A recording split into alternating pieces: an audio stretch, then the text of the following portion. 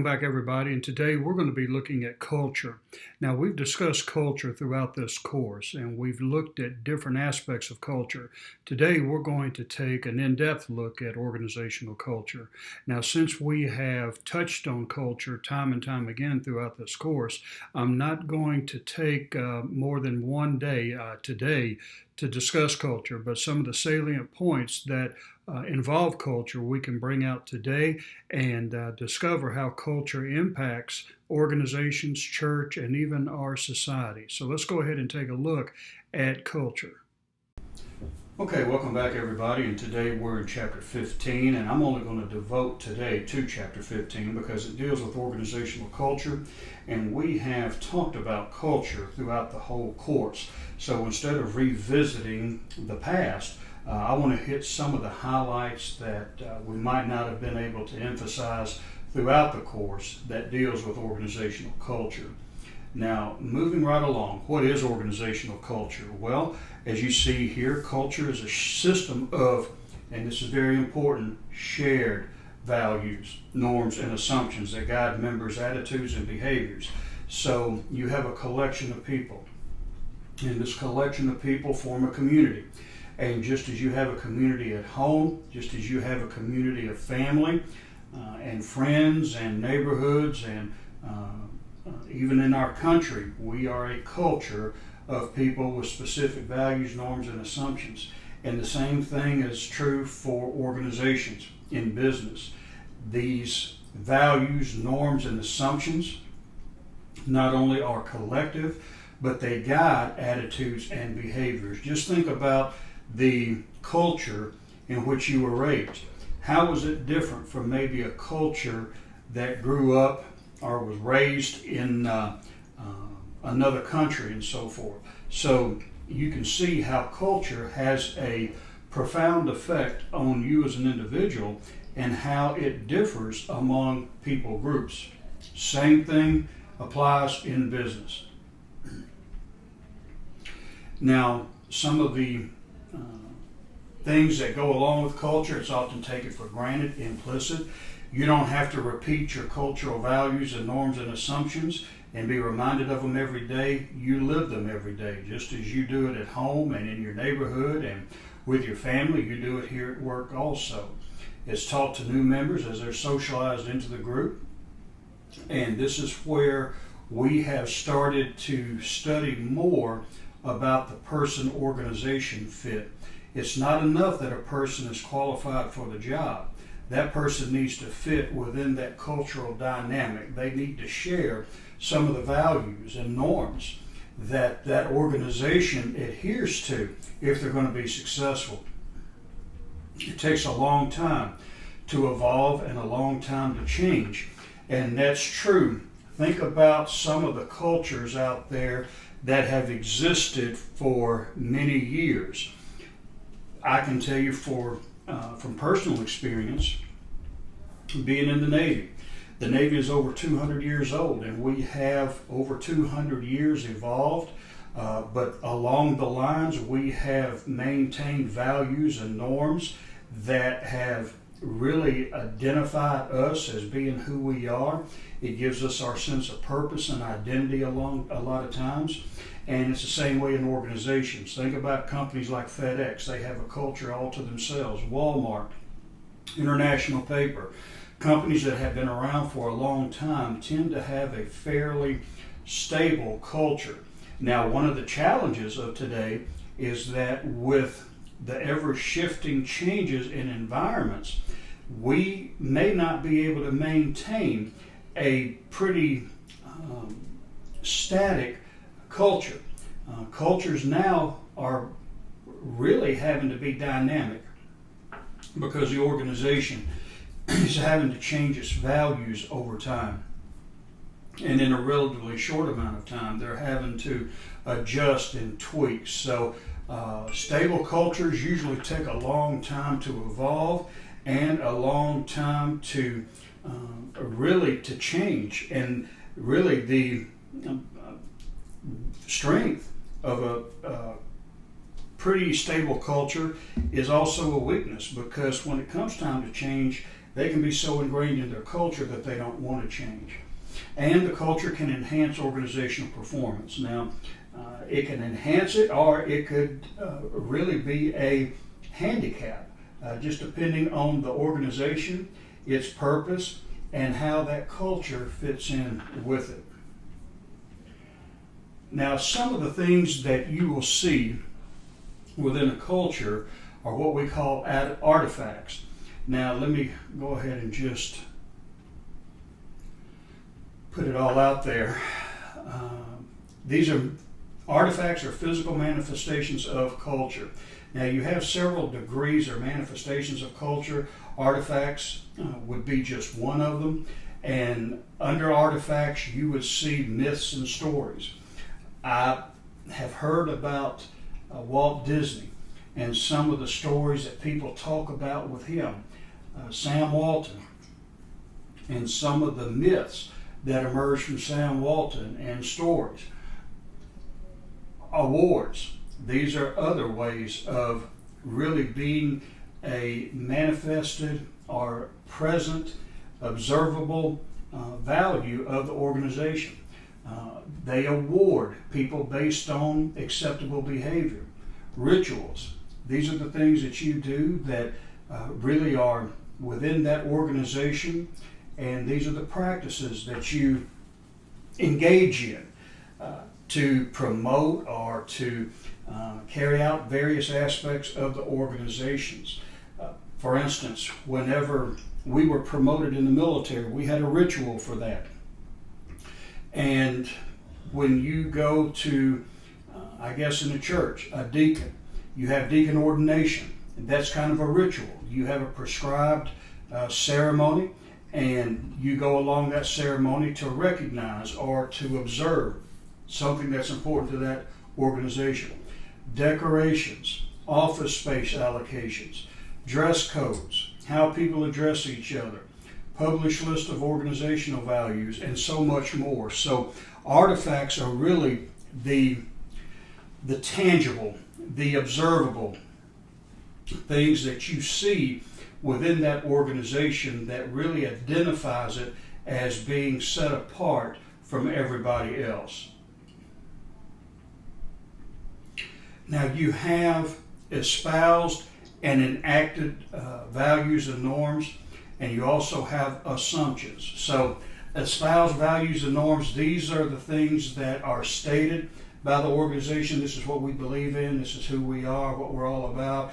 It's putting their best foot forward in the public eye. And you have enacted values, and that's how they really act. You have the company that may say one thing, but they may do something else totally different. Well, those are enacted values and norms. And then you have assumptions. And these are the values that have become so taken for granted over time that they become the core of the company's culture. So you can do something for so long that you just take it for granted that this is the way it is because you have done it for so long.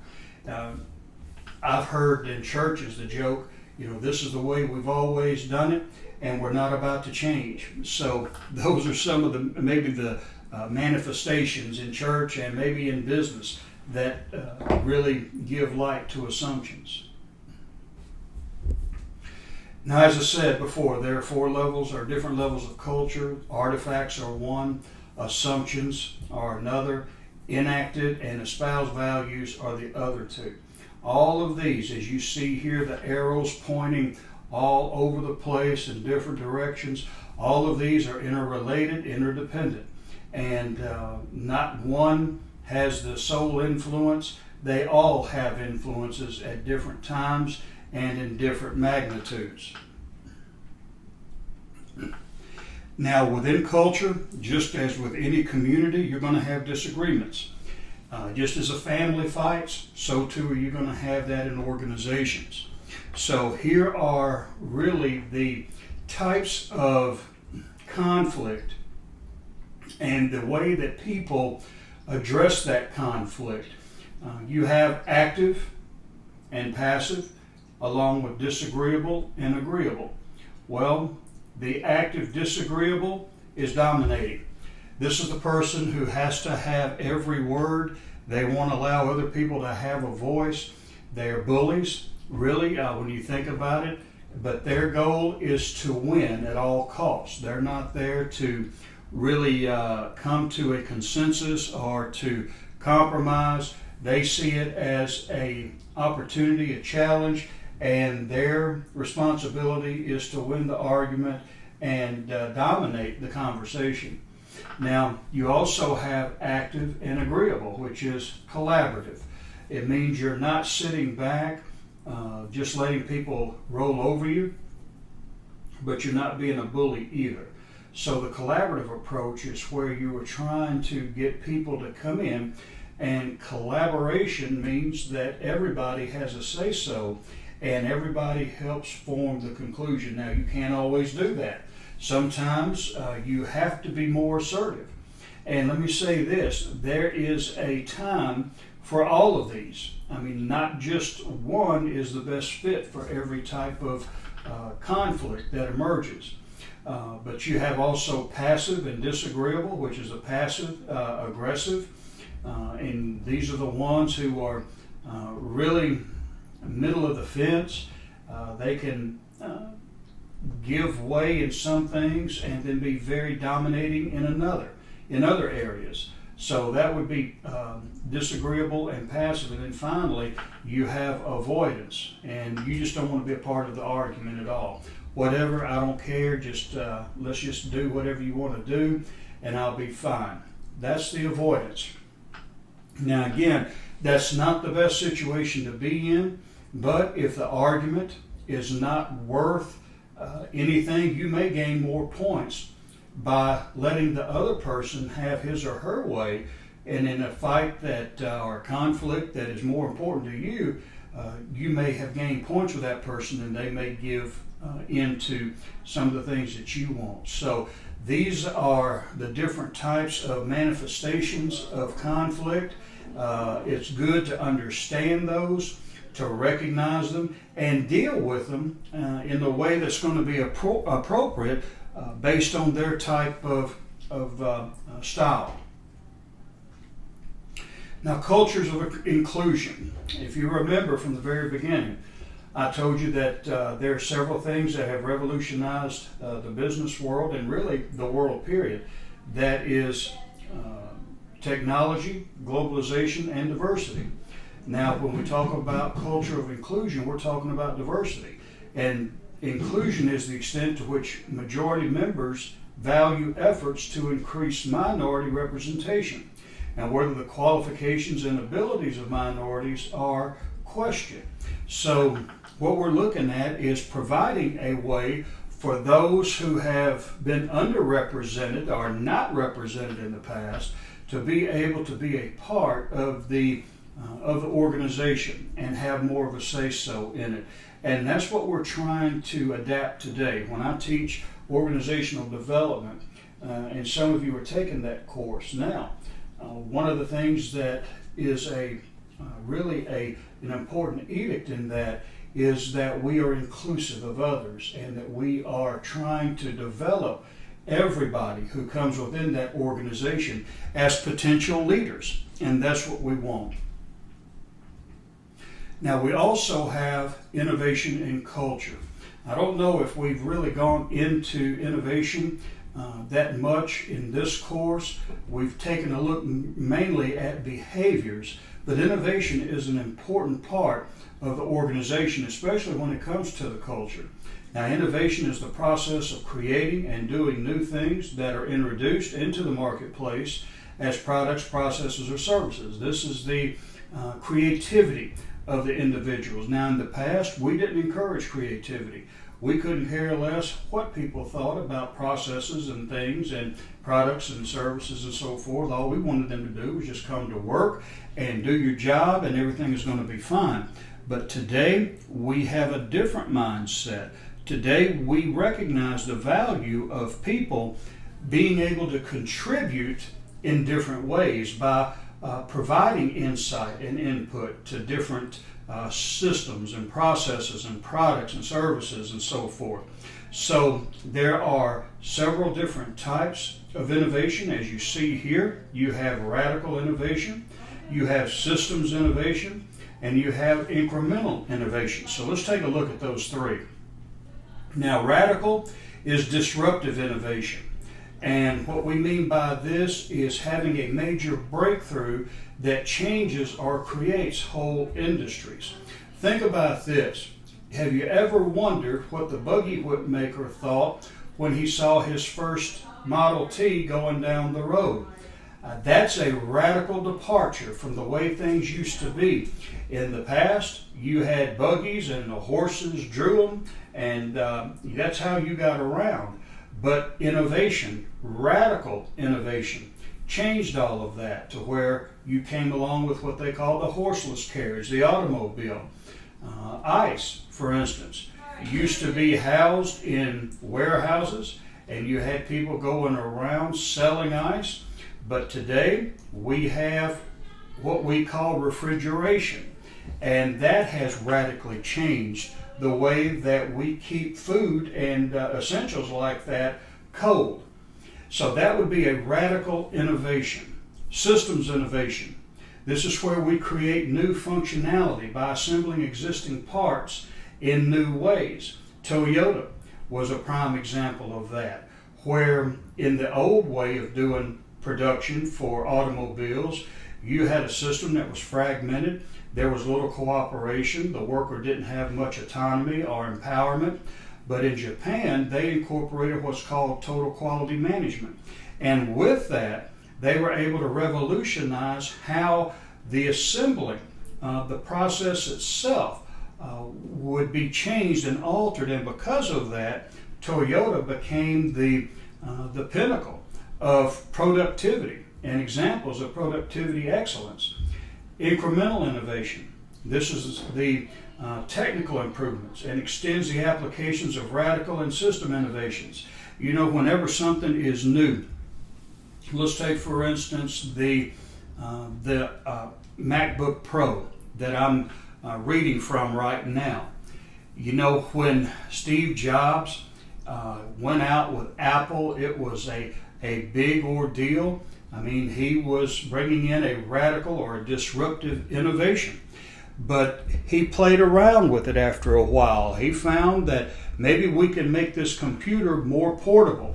And you remember that little television set looking computer, you could carry it around. But even that was really cumbersome. It was bulky.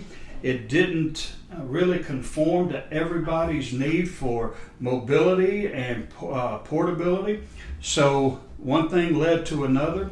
And now we have what we have today is the MacBook. We have the laptop computer, not just with Macs, but IBM and all of that.